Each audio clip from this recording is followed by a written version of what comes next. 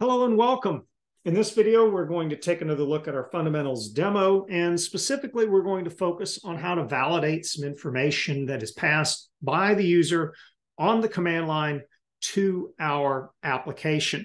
And so to begin with, what we want to do is we want to remind ourselves of how our main can accept arguments as an array of strings.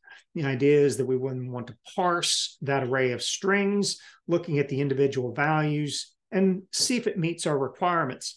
Now, some of the information that we might want to capture from the user might be names, which would be inherently strings, but we would also like to validate things like an email address, as well as an age, which could be an integer, and a height, which could be a double. The idea is that we would want to take this array of strings and then convert it to the appropriate values and then verify that it is in fact valid for our application. And so to begin with, what we want to do is we want to scroll down and we want to create a little helper function for ourselves. We're going to follow the same pattern as some of our earlier ones, and that we'll have a public static. And for a return type, we'll have a java.lang.boolean. And the idea is that our little helper function will simply tell us true or false whether the information that was passed was in fact valid. And we're going to keep this one simple, and we're going to call it GetInfoWithValidation. And again, we're going to pass the same thing that our main accepts. We're just going to go ahead and accept the entire array of arguments. And then let's go ahead and put in our comment block up top, which we'll get back to. And then before we forget, let's go ahead and declare and initialize our return value, which will be a java.lang.boolean. And we will simply call it then results. And we'll set it by default equal to true, sort of a little bit of optimistic logic here, and then false if the validation fails. Now, the idea behind this video is not that this is going to be a comprehensive form of validation. We're going to, before we forget, let's go ahead and return our results. But rather that this gets us started on the process of understanding the need for validation and some basic things that you can do just to make sure that the input arguments to your application, whether they're collected interactively or from the command line or even from a UI, can be validated on a basic level.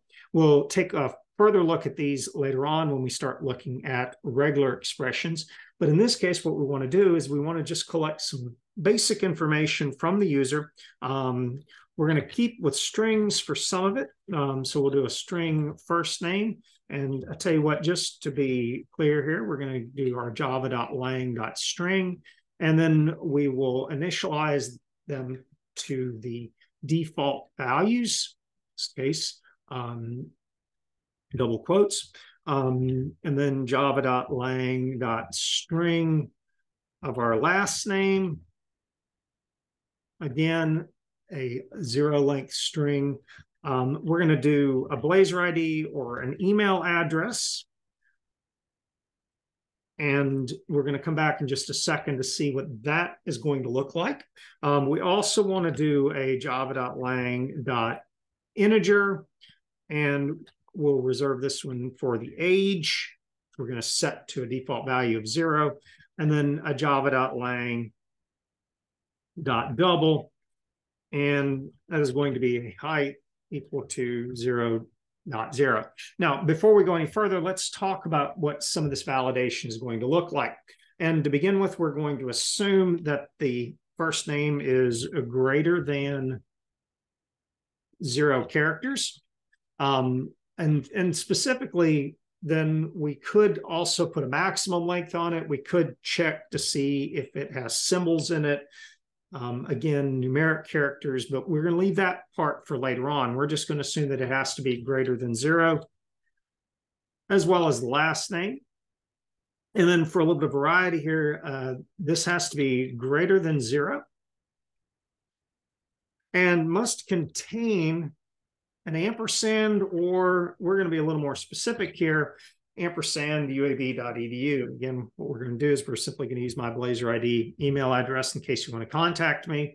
And we're going to use this as our validation example for email address. Again, we're going to come back to it with regular expressions. This one's going to be pretty basic.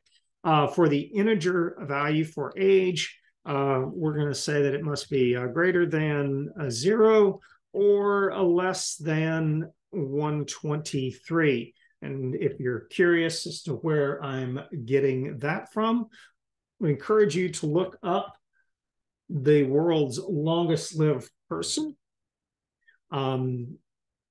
She lived to be 122 years old, and it's at least not likely that we're going to see too many examples of that, at least not a user of your application probably. So we're going to essentially have a minimum and maximum value here. For the height, we're going to do something similar here. You could argue what the minimum value should be. We're going to, again, just leave this as greater than 0. And then, again, for a little bit of variety here, we're going to leverage another world record holder, and that is going to be Robert Wadlow, who happened to be 8 feet and 11 1/10 inches tall. What we're going to do is we're going to convert this over to inches, and that would make him slightly less than 108 inches. And again, if you're curious, you can take a look after you've got this done at these two individuals. The idea is it just provides us with a way of bracketing the minimum and maximum values. The other thing that we want to note here is that because we're anticipating this being collected from the command line, you could argue then that that first argument should be stripped off, or what we're going to do is we're going to keep it simple and use the first argument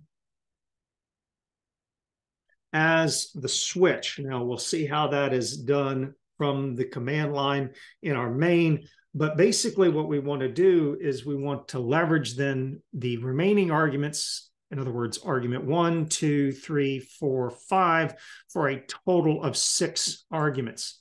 So let's get started on validating our argument array. And so the very first thing that we want to do is we want to check to see whether the argument array itself is valid. And that's by simply checking to see if it is equal to null. And if it is equal to null, we know we have a problem, as well as if our args.length is not equal to 6. And again, that is including that switch that is being passed from the command line to tell us which function to run. Now, what we want to do is we want to go ahead and use a system.out.println, and you probably want to go ahead and copy and paste this a few times because you know we're going to be using this in the future. So I'm just going to go ahead and put this in my buffer and have an error. This says, please provide a valid argument array. And again, you can come up with your own wording on the error message, but the most important part is that we want to say results are equal to false, because ultimately that's our return value. Now that we know that we at least have the correct number of arguments, we can start drilling into the individual arguments.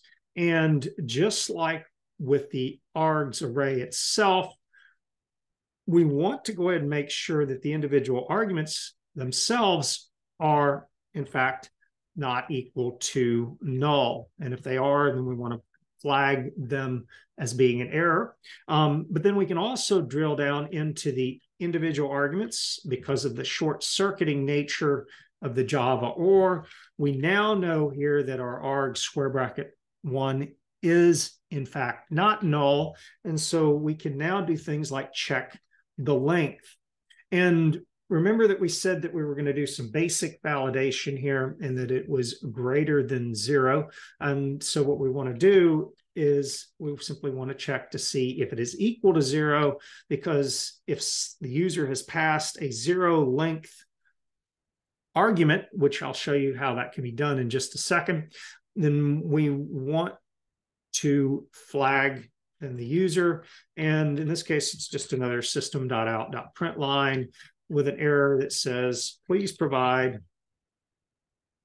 a valid first name, as well as our results are equal to false. And I think you can guess where that is going with respect to the last name. So that's going to again be our args square brackets 2 now, and we check to see if it is equal to null, or that our args square brackets 2 dot length is equal to 0. And again, we have another friendly error message to the user that says, error, please provide a valid last name. And our results are going to again be equal to false. Now, let's get to the Blazor ID. Now, this one's going to add a little bit extra sophistication here. Again, we're going to be checking to see that our args square brackets 3 is equal to null, or our args square brackets 3 has to be a minimum length here. And so we can think about this for just a second. We would want it to be greater than 0, of course, but we've got some additional validation that we can do. And specifically, if we're going to follow the pattern of @uab.edu, if you count up the number of characters there, you'll see that that's technically already 8 characters. And then you would have to have a minimum of a character for the actual Blazor ID, or for the actual prefix to the email address. So at the very least, you might have something like a@uab.edu. And again, we're going to dig into the rules later on when we look at regular expressions. But the minimum length for a email address then would have to be 9 characters. And so what you can do is you can simply write your validation by checking to see if the email address length is less than or equal to 8. And if it's less than or equal to 8, then that means that you have already an invalid email address before you check anything else. And so for it to get past this stage in your if statement, in other words, to move on to the third check, you would be guaranteed of having an email address with 9 characters in it, which brings us then to the function that checks to see what those characters are.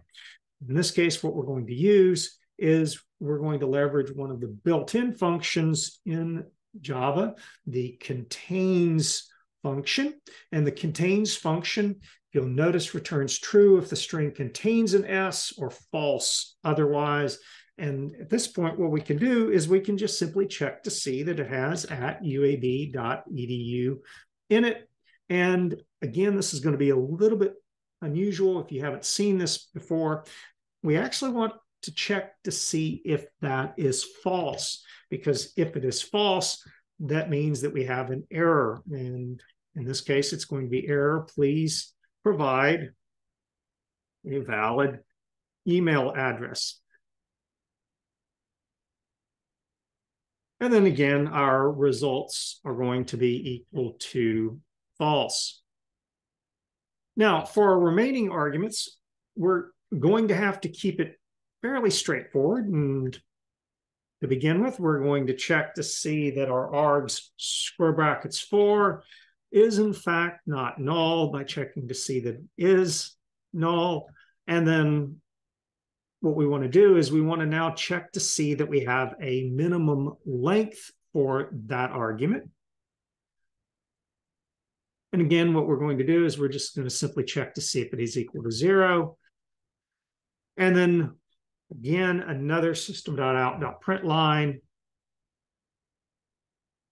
In this case, it's going to be error.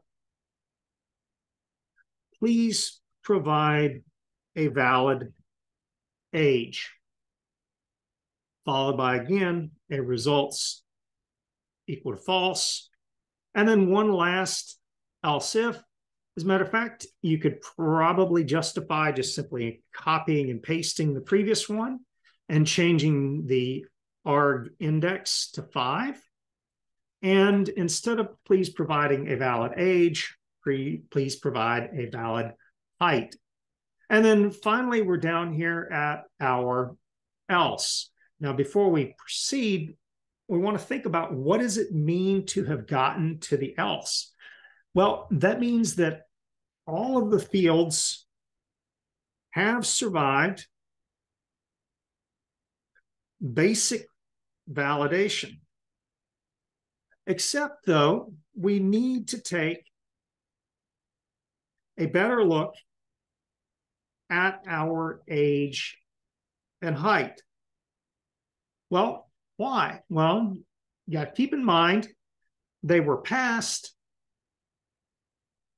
as strings, and we need them to be either int or double. So somehow what we have to do is we have to convert them. And to do that, we are going to leverage some built-in functions in Java, some static functions, particularly those associated with the java.lang.integer class, as well as the java.lang.double class. But so far, for us to have gotten to this else branch, we know that we at least have strings passed for args square brackets 4 and args square brackets 5. So basically we can get started now with our parsing. Now, first thing we want to do is we want to take a look at our java.lang.integer, and specifically we want to take a look at the method that I was referring to, and that is our parseInt.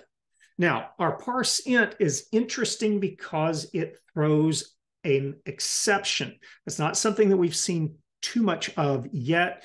In later videos, we'll take a look at how we can get around this particular approach that I'm going to show you. But for right now, what we're going to do is we're going to leverage the fact that Java will throw an exception. Basically, when we attempt to parse this, if it's an unparsable integer, Java is just going to throw its hands up in the air. Now, what we want to do is we want to check both the integer and the double. So what we're going to do is we're going to leverage one try-catch block here. And we'll go ahead and set this up. We're going to go ahead and catch this as a generic exception. And again, in later videos, I'll show you how to handle this. I'll even leave a link in the description showing you how you can catch multiple exceptions. But this is, again, not really the goal for this particular video. But then what we want to do is, again, have a system.out.println. In the event that we have an exception that says error, please provide valid numeric values. Now, this approach that I'm going to show you has a couple of limitations, and that we won't really dig into which one of the numeric values is broken. Again, I'll show you how to go about doing that later on. I'm going to keep this simple. But either way, if we've thrown an exception, we definitely have a scenario where our results are going to be equal to false. Now, what we can do is inside of the try-catch block, we will simply leverage then those parse functions, the first one that we saw just a second ago, and that will say our age is going to be equal to system, or rather java.lang.integer, and our parseInt function, which accepts then a string as an argument. We're just simply going to pass it our args square brackets 4, which we know has at least one character in it. And at this point then, it's either going to work or it's going to throw an exception. We're going to do the same thing now with the height, except in this case, what we're going to do is we're going to leverage a java.lang.double. And you'll see there's sort of the parallel function, if you would, for parseInt. In this case, it's parseDouble. And again, we'll pass to it the argument. In this case, we're going to pass to it the args square brackets 5. And again, both of these functions are going to fail catastrophically, you could call it. And that the idea is that you will then have to handle the exception. Probably not a bad idea, to include another system.out.println, and you can glean at least a little more information by simply calling the toString method for the exception. And again, we'll have plenty of time to look at these later on. Now, at this point, we can assign the other values. In other words, once we've gotten this far in our code, if you've checked the length of each one of the values, you've validated the email address, you've also parsed the integer and parsed the double, you can assume that you're pretty close to done, in which case then what we'll do is we'll simply say if results are still equal to true, in other words, we've managed all of the validation we've done so far, and then else, we're just simply going to do nothing. But if the results are still equal to true, then we can come along and we can simply say our first name is equal to args square brackets 1. Our last name is equal to args square brackets 2. The Blazor ID is equal to args square brackets 3. And the reason that we don't necessarily have to go back and change the values for the integer and for the double for age and height is because we've set the default values up here. But the only way for them to have, or rather for us to have gotten to this line of code would be if they were both successfully parsed.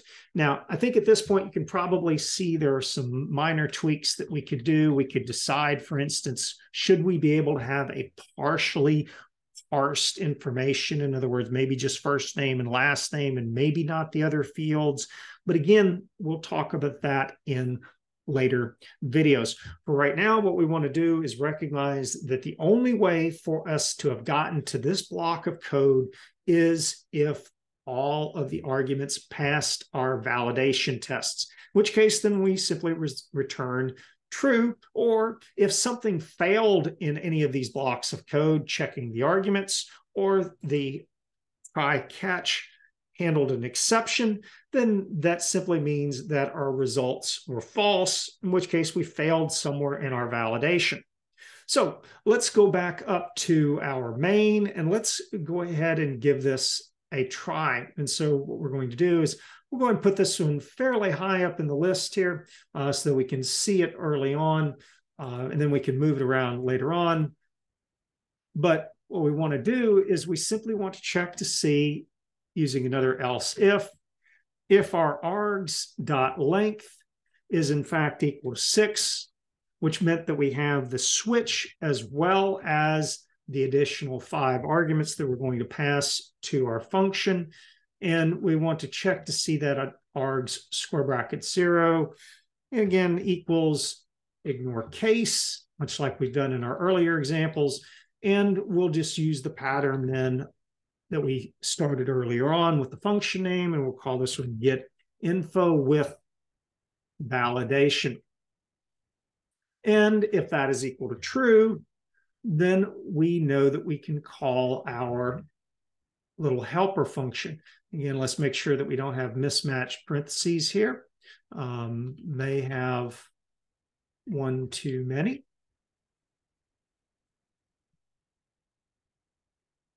And then we'll say we have a return value.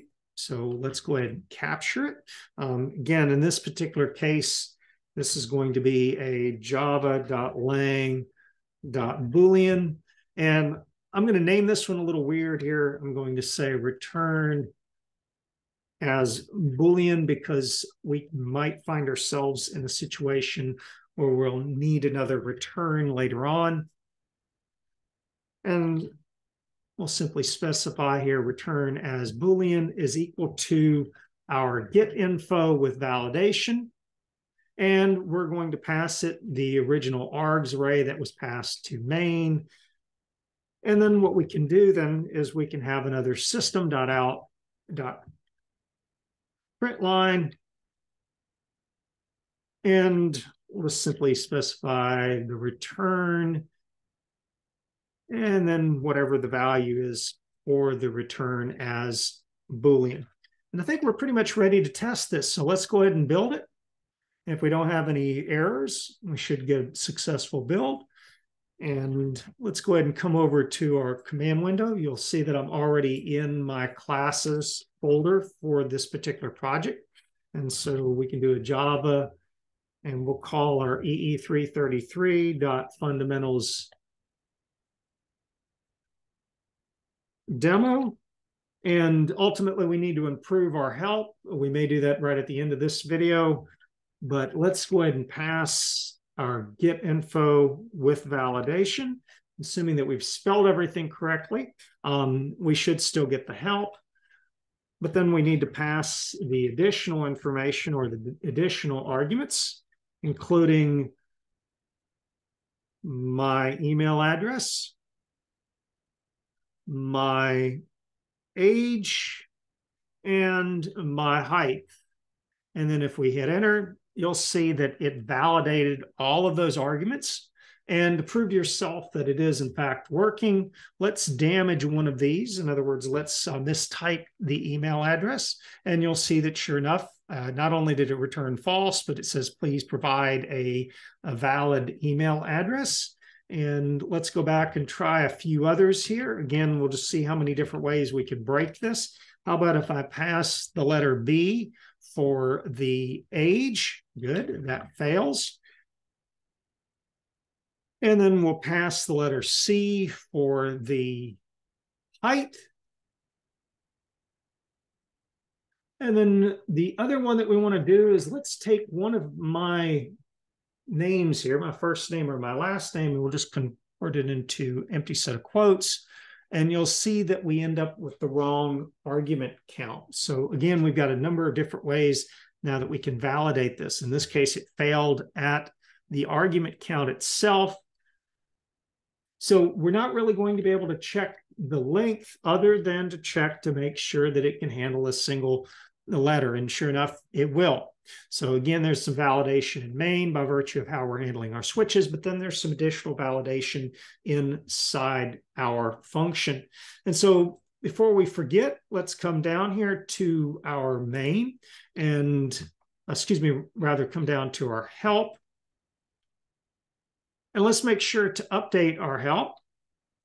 In this case, we've got our GetInfoWithValidation. So system.out.println and GetInfoWithValidation.